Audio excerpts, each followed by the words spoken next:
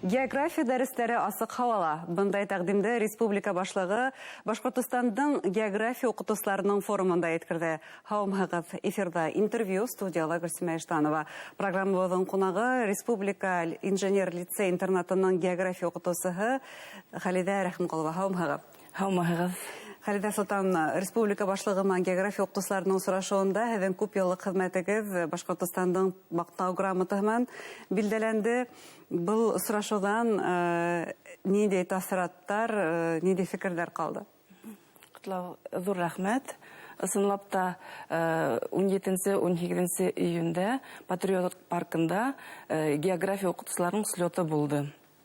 Һәм был слет бик югары кимәлдә үткәрелде. Шу сарала бик күп мастер-класстар бит күрдек. Патриот буйлап экскурсия булды. Һәм кис көне бик матур концерт ҡараныҡ. Тәьҫораттар ыңғай? Тәьҫораттар бик ыңғай һәм оҙаҡҡа ҡалыр тип уйлайым. Бығаса география уҡытыусыларының ошолай республика кимәлендә йылышып осрашҡандары бар инеме? Элек географик слеттар булып тора ине. Һуңғарала? Һуңғарала әҙ булды инде. Һунып торғандыр инде бындай осрашыуҙар. Әле шундай осрашу. Нисә йыллык һеҙҙең хеҙмәтегеҙ Башҡортостандың маҡтау грамотаһымен баһаланды? Мин үҙем 28 йыл мәктәптә эшләйем. Иң беренсе ауыл мәктәбендә эшләй башлағайным. Хәҙер республика инженер-лицейында уҡытам. География дәрестәрен алып барам. Айырма бармы? Мәсәлән, инде 3 тиҫтә йылға яҡын һеҙҙең тәжрибәгеҙ бар. 28 йыл элек уҡыусылар ниндәй ине һәм бөгөнгө уҡыусылар? Һәр бер бала ул шәхес. Шуҡмы, тырышмы, бик күп фәндәрҙе өйрәнгән балалар була. Минең өсөн ул һәр бер бала асыш.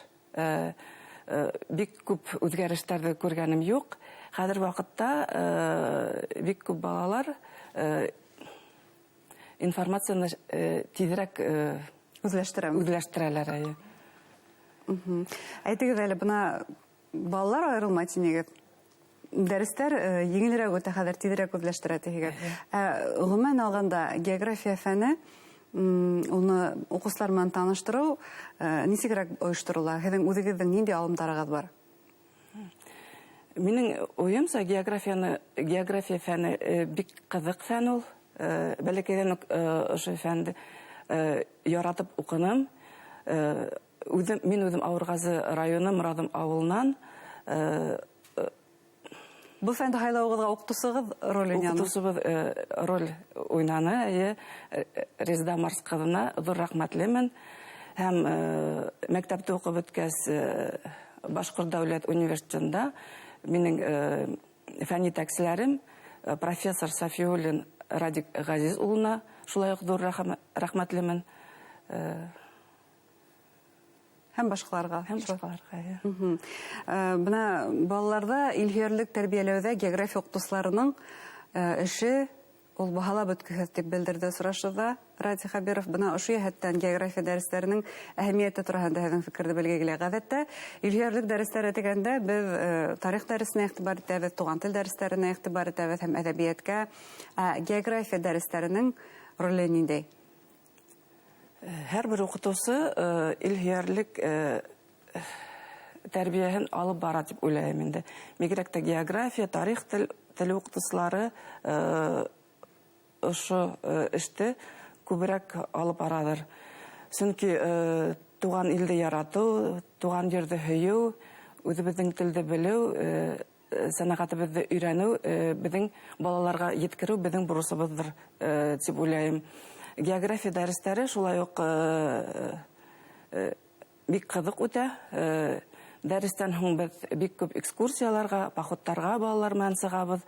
Һәм үҙебеҙҙең Башҡортостанды ентекләп өйрәнәбеҙ. Мәҫәлән, ҡайһы яҡтарға балалар менән сығаһығыҙ сәфәргә?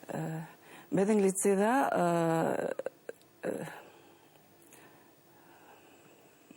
үҙебеҙҙең автобусыбыҙ бар инде. Һәм шуның өсөн беҙгә сәйәхәт итеү бик тә еңел. Балалар менән Ағиҙел буйлап һыуҙа сплав Акканыбыз бар да.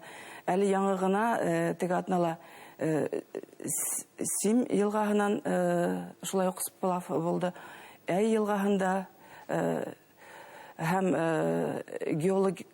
геологик мәктәптәрдә Гафури районында, Ишембай районында һәм Нуриман райондарда үткәрдек.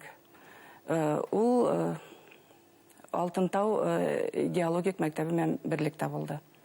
Балаларга кызыкмы бундай дәресләр? Бик тә кызык. Чөнки онда бик күп минералларны, тау тукымдарын өйрәнәләр һәм төрле маршрутларга сыгып табигатьтә шулай ук өйрәнәбез. Бuna bu география укытучыларының форумында тәкъдим яңгырана. Башкортостан географияны өйрәнү буенча бердәм уку пособие булдыру. Бу тәкъдимгә һеҙҙең ҡараш? Был кулланма бик күптән булырга тиештер дип уйлыйм, чөнки география дәресләрендә региональ компонент та безнең бар. Һәм укытучылар интернет селтәреннән төрле ердән ошо материалларны эзләп табалар һәм бик күп вакыт алып тора. Әгәр дә шундай кулланма булһа, Бердәм үзәкләштерелгән шулай. Бердәм булһа электрон вариантта, чөнки Башкорт дәүләт университеты галимнәре Өфе Фән һәм технология галимнәре һәм шулай ук рус географик оешма ошол эштә алып барырга ризалык белдерделәр. Гомумән бүген география, Башкортстан географияһы дип әйтәйек, мәктәпләрдә ул ничек укытыла? Мин исләйм, без укыган сорда иске генә бер китап бар иде, шуның буенча Башкортстан географияһы белән таныша идек. Хәзер ул ничек куелган? Әлеге вакытта география дәресе 5-6 классларда 1 сәгать, 7-9 2 сәгать һәм 10-11 классларда 1 сәгать алып барыла. Айрым гына география Башкортстан география дәресләре юк һәм шуның өчен слетта ла әйттеләр инде, дәрестән тыш курслар булдырылһа, бигрәк тә 8 класста бик һәйбәт булыр иде. Балалар безнең туган еребездә Башкортстанда һәйбәтрәк өйрәнерләр инде дип уйлыйм. Инде туган ереңне белһәң, уга һөю дә арта. Һөю дә арта. Шулай бит. Хәлдә Султановна, бuna география фәне буенча күптән түгел Башкортстандан бер укучы 100 балга бердәм дәүләт имтиханын тапшырды. Һирәк булһа ла география фәне буенча имтиханды уңышлы тапшырган балалар турында ишетеп торабыз. Гомумән еш хайлаймы балалар география фәнен? Әлеге вакытта бик яш хайламайдар, но шулай да хайлаган балалар бар. Без шулай ук олимпиада буенча бик тыгыз эшләйбез һәм безнең лицейда ел һайын республика буенча региональ этабында еңүче һәм призер булып торалар. Безнең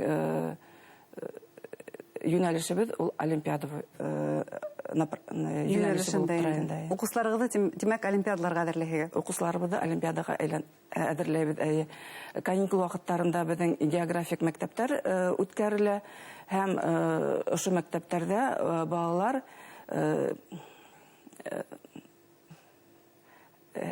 география фәнендән олимпиадаларга ныклап әзерләнәбез инде.